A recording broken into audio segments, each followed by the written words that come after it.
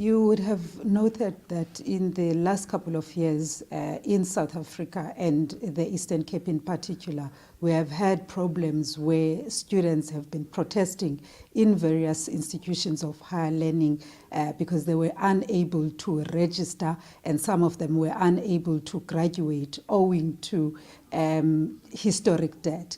And government at the time, around 2020, decided to intervene, and the intervention at that time was in the region of about 30 million rands, ensuring that students in the province are enabled in terms of accessing institutions of higher learning. We are simply continuing with that intervention because it is our understanding that the situation has not changed much. There's still a lot of students that require this kind of intervention. So that's why government, on the basis of the need that has been identified that by the various institutions, decided and saw it fit that 50 million rands be allocated this financial year to those needy students at those universities. Okay. How did the allocation get to where it is now? Did the institutions submit the number of students that need to be saved from the debt they owe? Yes, it's a matter of the need versus also what government can afford at this stage. The need, I must say that it is quite huge, and we acknowledge that the 50 million rands that government is able to put in is just a drop in the ocean. But whilst government at a national level is looking at various things in terms of improving the funding model for institutions of higher learning, we thought that it is necessary that we continue as the provincial government with this intervention.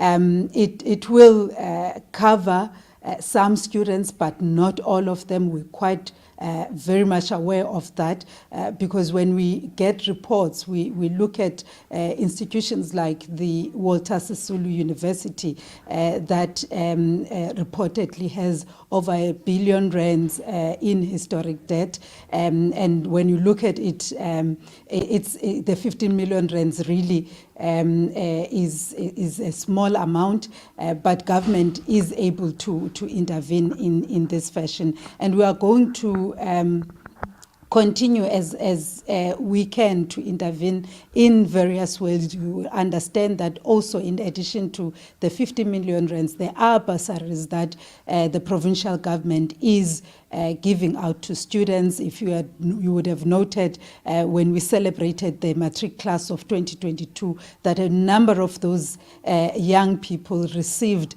bursaries from government to enable them to access institutions of higher learning. Mm-hmm. And you have specified certain fields of study that should be prioritized. Does that mean these students would then be absorbed by government when the need arises? So the priority studies are aligned to the provincial government's development plan as well as its economic development plan. So we've identified areas where we feel as government there are opportunities for young people to be able to be gainfully employed, be it through entrepreneurship and small businesses. So it does not necessarily mean that it is a promise for a permanent job within government, but it's an opportunity for a young person to get his or her certificate and be able to start their journey in terms of seeking for employment. But knowing the situation in the province and in the country in general, we are particularly encouraging young people to look beyond employment, but to look within themselves and find themselves things that they are passionate about, things that and come up with business plans that will contribute in terms of resolving some of the challenges that we are finding in the province. For example, if you look into the agricultural field, you will understand that there is an issue around food security across the country. So it is important for young people to dig deep and get involved in the fields themselves without necessarily waiting for employment, and we have seen quite great results over the last couple of years of young people really doing that. So we are encouraging that kind of attitude. All right. This has been ongoing since 2020. These students that have been absorbed, or rather, since this has been going since 2020, do you have students that have been absorbed by government in terms of employment? That information. We have not extended out. Generally, there are some of those that are able to come back and testify that they have been able to graduate as a result of this intervention from government. And after getting their certificates, they are either go on and study in other universities across the country, some of them through other bursaries so that they further their studies, but there are also those that do get employment within the province and outside the province, and we are really excited about that, and we hope to see much more of young people that would continuously provide testimony in terms of this government intervention, so that others as well can be able to say that there is work that is happening, and government is providing the necessary support to students so that they are able to further their studies, and they are able to, I think most importantly, get their certificates and enter the job market. All right. How is this 50 million allocated, and how many students overall will it cater for?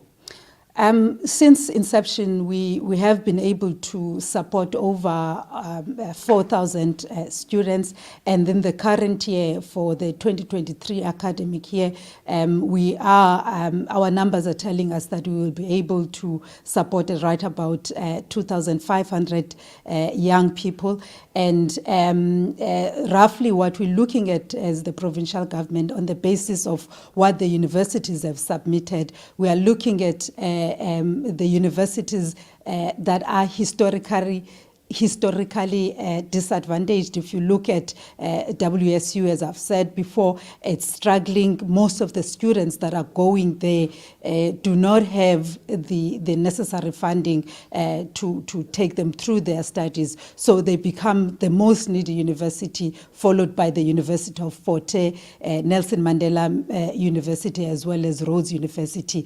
WSU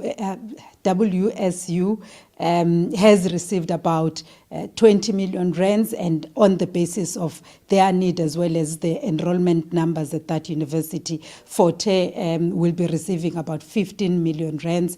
10 million will go to NMU, and Rhodes University will get about 5 million. Okay. Lastly, I understand that there is a call made to business and NGOs. Can you amplify that call?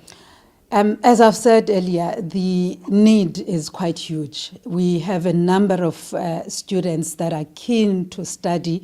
However, the issue of funding remains their greatest challenge, and therefore looking at that and the fact that already there's over R1 billion rands in terms of historic debt, that is monies that are owed at various universities. We are calling as the provincial government on businesses, individuals, NGOs to dig deep into their pockets and support this cause, because we believe that the education of young people is critical for the growth of our province. It's critical for us to be able to build the Eastern Cape that we all want. We want those young people to be part of this journey of building our province. So that's why we're calling on anyone and everyone who can be able to contribute something. You might look at it and say, it's 100 rand, it will not take us far, but I'm sure that 100 rands added to another, it will contribute a great deal. So that's the call that we are making. We'll continue to engage even on the side of government, various players, various partners that we have access to, just to make sure that we create this better life for the young people in the Eastern Cape. Paul, for having us on as convocation. The first thing to say is that we did meet the objectives on the day. I do want to indicate initially that the debt is sitting at 1.3 billion in WSU, and it's a big debt. It cannot be solved in one day. There has to be a lot of effort put by society, government, and the working class people with their small contributions. So we did meet the objectives in the sense that we exceeded our own expectations. We did not foresee that we could raise just over 35 million rands in one day. We think that that is a sign that people are listening and people understand the good cause that we are engaged in. Mm-hmm. And I understand that was the first of its kind. Yes. And it was the inaugural fundraising gala dinner. True. There are other platforms outside the in-house fundraising where you have a link. Can you tell us briefly about that link, how secure it is, and how to go about donating in that link? Yes, so we do have a crowdfunding link, which is basically the most transparent link a person can use. Because what that link allows you to do is to be able to make a donation and to see the donation and to be able to see other donations as you make your own donations. Obviously, if you want your donation to be recorded, you can record your name and your surname so that you could be able to be recognized. And I do want to encourage people that if they should see or think a need to, if they are workers, for example, who have to pay income tax to SARS, they could make sure that their names do appear there properly, or use the convocation account which should appear in that same link, and we could make sure that the institution provides a letter for them that they can to use. It could usually be called a Section 18 letter, so that they can claim from SARS, and get tax rebates. So the link is quite easy to use. It's a user-friendly link. It's a link that you have used it too, so you've seen just how easy it can be. All you do is to go to the link, and we will share the link again. You go to the link on Facebook, and maybe you go to WSU page, you check that link and you press on the link itself. Once you press on the link, it leads you to the virtual crowdfunding. And you follow prompts. Then you follow the prompts there, absolutely. It becomes that easy. Okay.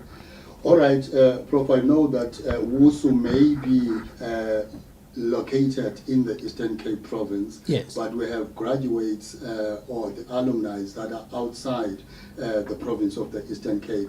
Are you planning to go out and reach out to them in different provinces as well? Yes, and it's important to say that WSU convocation or convocants or former graduates of WSU are very many across the provinces, including outside the country, and our intention is to reach all of them. After all, they are members of the family. We will be going to the Western Cape in April, on the 28th of April. And the people in the Eastern Cape, Western Cape should be ready to receive convocation, because it was the one that we've just had last week was our inaugural launch. And so when we are in the Western Cape, we'll be meeting a lot of graduates, and we are already on the ground planning for that event to make sure that it is a success. And we are also appealing to WSU folks who are in the Western Cape to get in touch with convocation, and to the business community in the Western Cape to see what kind of contribution it can be able to make, given the fact that some of our graduates are contributing to the Western Cape's economy, and we think that the economy of the country is so intertwined, and that WSU is part of the fabric of this economy, because it's such a large institution across the country, potentially rivaled by 2-3 institutions in universities in the country. And so we think that going to the Western Cape allows us to spread the gospel of the need to contribute to the cause. We'll also be going to the KZN shortly after that, And we'll also be using the next coming events of convocation like the AGM to continue to raise the funds and to continue to bring in our alumni to come to WSU and make these contributions.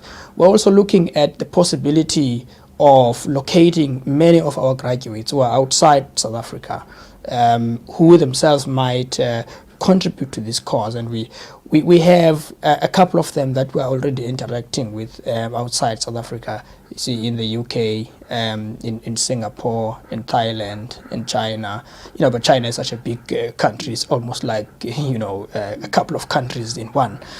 But we're already engaging in that conversation because we want to take this further and beyond the country. But we think that charity begins at home, and that's why the inaugural launch took place here in the Eastern Cape. All right. Now, the province, seemingly, it heeded the call. Yes. We saw a statement being released Yes. today to say there is money that is set towards the debt of the students. Yes. And there was an allocation for WSU. What is your reaction or response to that? Yeah, we think it's a good thing for government to respond appropriately and positively to this kind of call. And we think that more can still be done. I mean, the statement made by the government of the Eastern Cape itself suggests that the problem is big in terms of the graduate debt. WSU is just but part of the institutions that have a serious problem with the debt. And we think that no matter how small that contribution coming from the Premier's office, we think it's going to solve the problems of some of the hundreds of graduates of WSU. I mean, the target of that particular amount of 50 million across the institutions is around, roughly 3,000 and less students who may likely benefit there. But the point has to be made. If one person gets their certificate freed up, you are likely to free up 4 more people in the family, in terms of, if you look at it in terms of the average family. And so we think that we can't take that lightly, right? But we think that more can still be done at the level of government. We think, for example, that's why when we were doing the launch, it's such an important thing to see the Department of Education, which was part of the launch. And it's important to see also sitters coming through, right? Because these graduates end up, in these kinds of spaces. So we appreciate that contribution, especially given that WSU is a big institution. That 20 million, we think that's a sign of a good gesture and a good commitment to say that the government will be much happy to help also in the long run. We also appreciate the criteria that they've put in, because one of the points that we've made was that we don't want a situation where we dictate to donors how the money should be used, as long as the money is used to help the graduates. And I should say for our own part that we are very concerned about the accountability of this process, and that's why we will be we have created our own accountability mechanism to ensure that we don't have the money going missing as a consequence. And so we're putting up a mechanism for our own, in instances where people make a contribution, but they don't tell us who the money should be dispersed to. So when they don't set up categories and mechanisms, we set those mechanisms to ensure that graduates do get their certificates. And so we appreciate the support from the Eastern Cape government. We hope that we can propel that relationship. In fact, if I can just say, with other organizations and entities, we've already started creating now platforms where we will engage with them. I give an example of AVBOB. We are going to be having a meeting with them pretty soon to have a chat about how AVBOB could contribute at the level of CSI, corporate social responsibility. We think that meeting is going to yield a very positive relationship in the long run, because as you know, AVBOB has been consulted quite late, and they did contribute their own 100,000 rands, but they are much more willing to see how best they could contribute in a long run also. And I will mention others if you give me a chance, but I just wanted to make an example about this one, that there is this zeal from different spaces and different companies to actually help in this regard, and we are very thankful for it. All right, my last question, Press. Do you have set milestones where you will be dispersing these funds, wherein we see a chunk of students being able to get their certificate? And if you do have such milestones to say, when we reach the first 50 million, we'll be able to hit the ground running without wasting time, because these young women and men are really desperate, waiting for their degrees, diplomas, and certificates. And if you do that, will you be doing it in an open and public manner, like a sort of a graduation where we say this is the X number of students, they are now receiving their certificates, or it's a matter of just calling them and say, go to WSU and get your certificate? So you've asked quite a couple of things. The first thing to say is that Convocation wants to have this thing done much more transparently and as accountable as it can get. Secondly, we don't want to wait forever before we can hand over the certificates to graduates. We think that the sooner the better. And so whilst we have our own milestones, we don't think that we have to wait before we reach a 50 million rand, right, before we can distribute the money. We think that we should start already. But you have to remember that the way that we've been funded by different sponsors is quite interesting in different instances, right? So you get a retail sitter, for example, saying, you give me a couple of students within these particular departments, right? And then they say, we give you R1 million per annum for the next 5 years. What that means is that we've got 5 million for the next 5 years. Each year we get R1 million to sort out certain problems, certain problems for certain groups of graduates, right? So what that does, and then you've got the council with its program of debt forgiveness to the total of R1 million.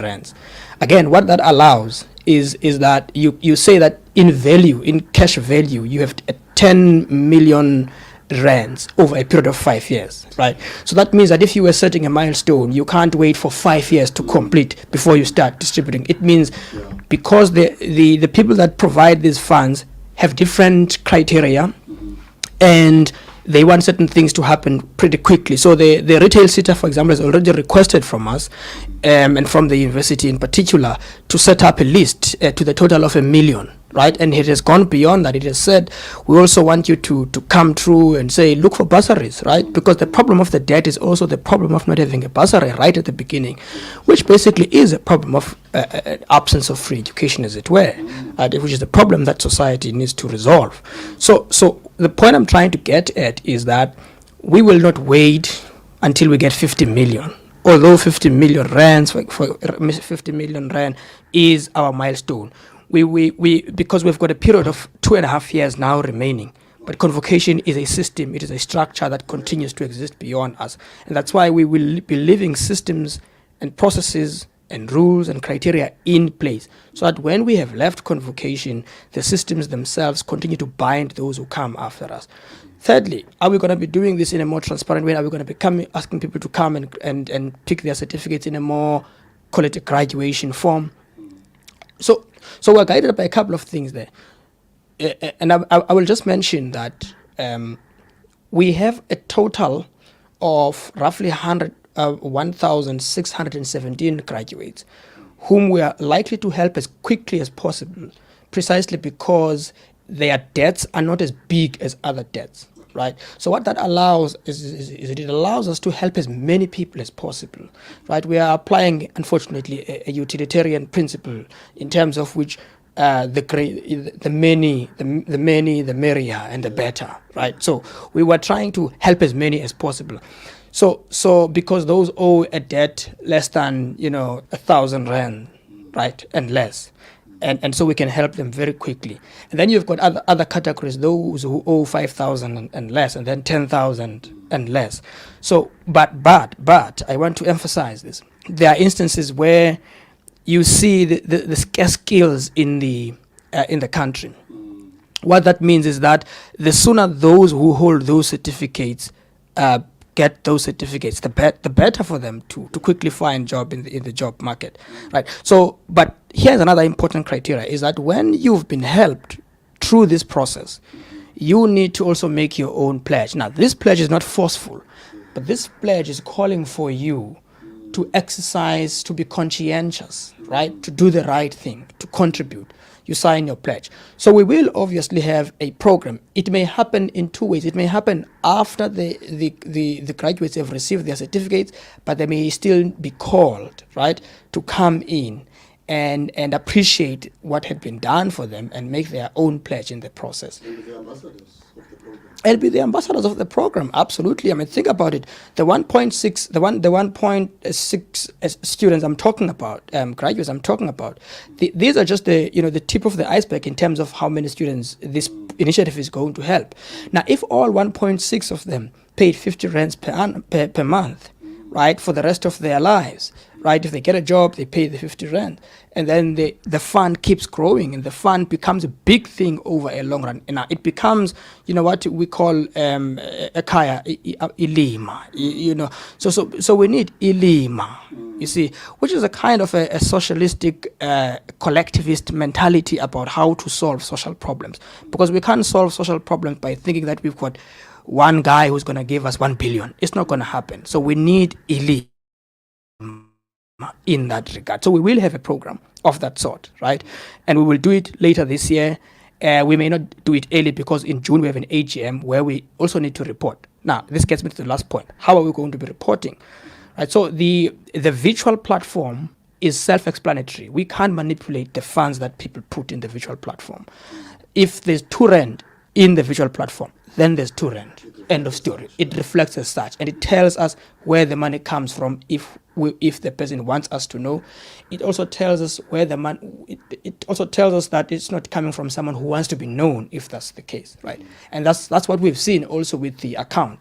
But secondly, because the account of convocation is linked within the governance processes of the university. It's not an account opened by a Dr. Mandashe who can run away with it at the end of the term, right?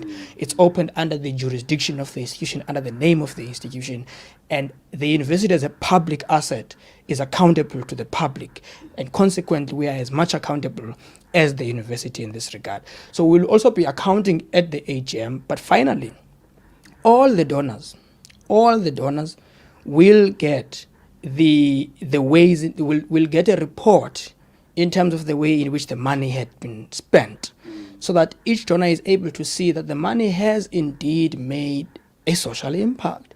Otherwise, we would be unaccountable if we did not do that. Wow, that's a mouthful. Thank you so much, Press. That was a president of WSU convocation, Dr. Mandashe. Thank you very much, Doc. Thank you, my good sir. Appreciate it.